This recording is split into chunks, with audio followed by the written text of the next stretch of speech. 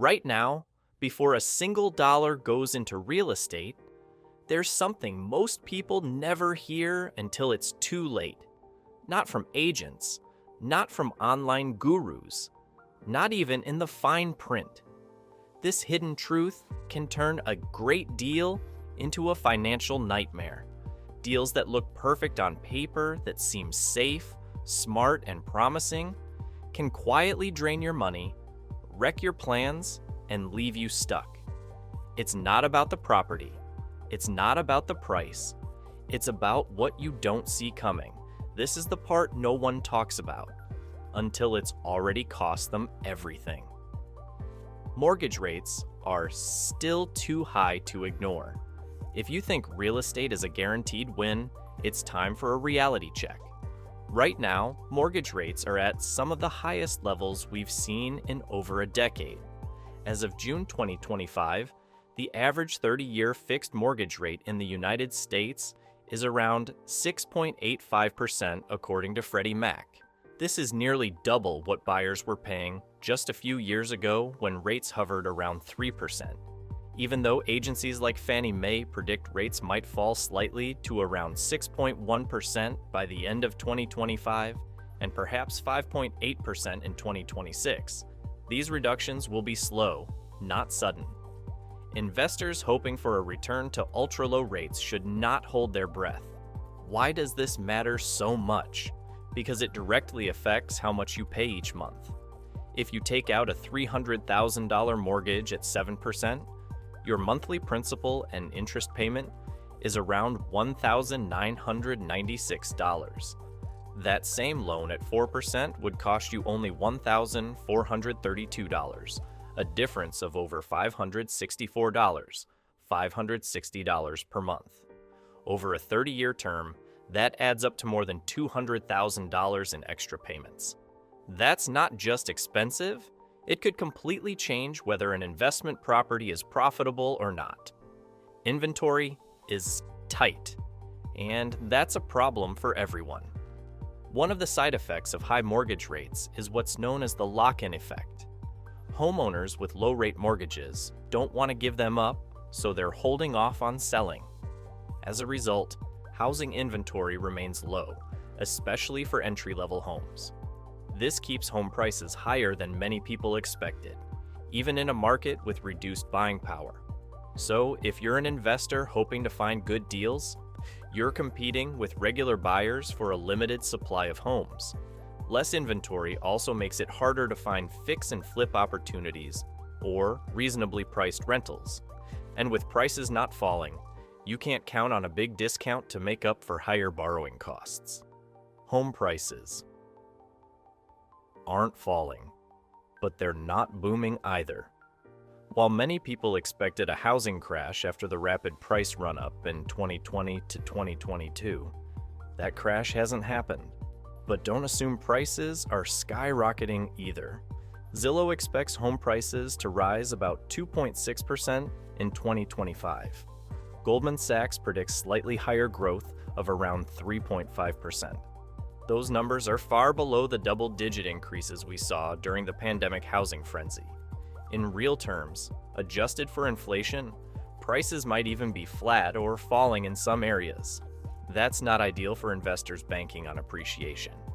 If you're paying high interest and holding a property for 5 years, a 2 to 3% annual increase in value may not cover your costs, especially once taxes, maintenance, and inflation are factored in.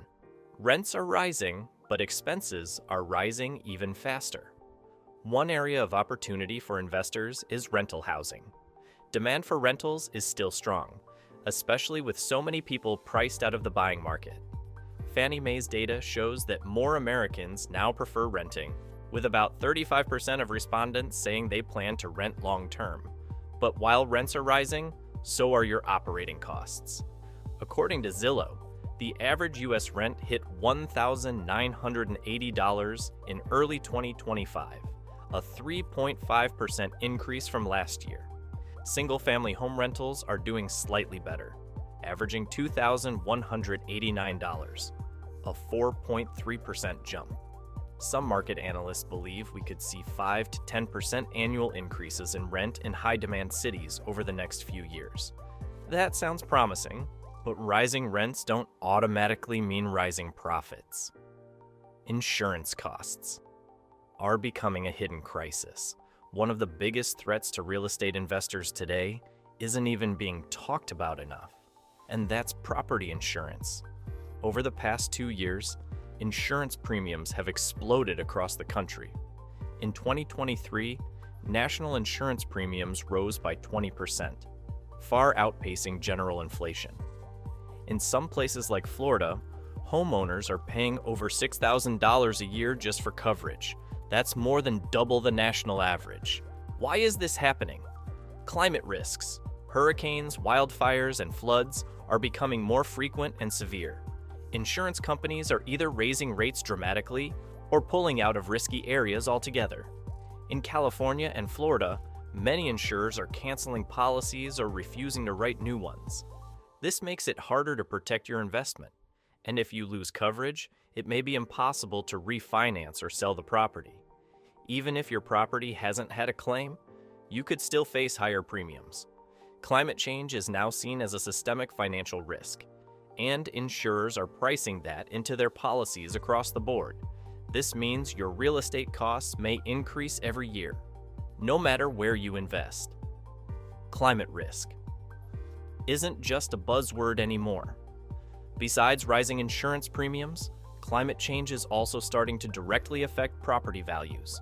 In places with high climate risk, such as coastal regions or wildfire zones, properties are losing value. Zillow has warned that these shifts are contributing to wealth inequality, as disaster-prone neighborhoods lose appeal and insurance becomes unaffordable. Experts predict that properties in certain high-risk areas could lose 20 to 40% of their value over the next 5 years due to ongoing disasters and rising ownership costs. For investors, that's a dangerous gamble. It's not just about the storms.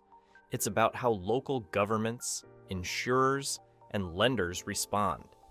If a property becomes uninsurable or too expensive to maintain, its resale value could collapse. Commercial real estate is struggling.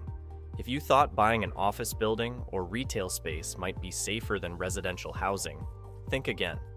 Commercial real estate is facing a very tough road. In big cities like New York, office buildings are being converted into housing because companies are not returning to in-person work at pre-pandemic levels.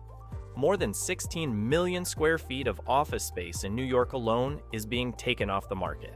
That's a sign of long-term weakness, not strength. Other types of commercial property, like strip malls, warehouses, and mixed-use developments, are also vulnerable. Changes in shopping habits, rising labor costs, and high interest rates have made many of these investments riskier than they used to be. Vacancy rates are up, refinancing is difficult, and investors are pulling back. A massive debt wall is approaching. Another major concern is debt. Between now and 2026, more than $1.8 trillion in commercial real estate loans are coming due. Many of these loans were issued during times of low interest rates and high valuations. Today, property owners are finding it nearly impossible to refinance under the same terms.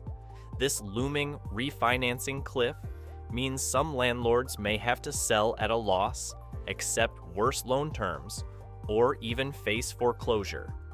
And these aren't just massive buildings in New York or San Francisco. We're talking about apartment complexes, and shopping centers, and office parks in towns across the country. If too many of these properties hit the market at once, it could drag down prices in the entire sector. And that's the truth most people miss when diving into real estate. It's not just about what you buy, it's about what you didn't know before you bought it. If this opened your eyes, don't stop here. There's more coming that could save you thousands and help you make smarter moves, not just faster ones. Hit subscribe so you don't miss what's next. Like the video if it brought you value. And if you're serious about doing this right, check the links below for tools and resources that can help you get started the right way.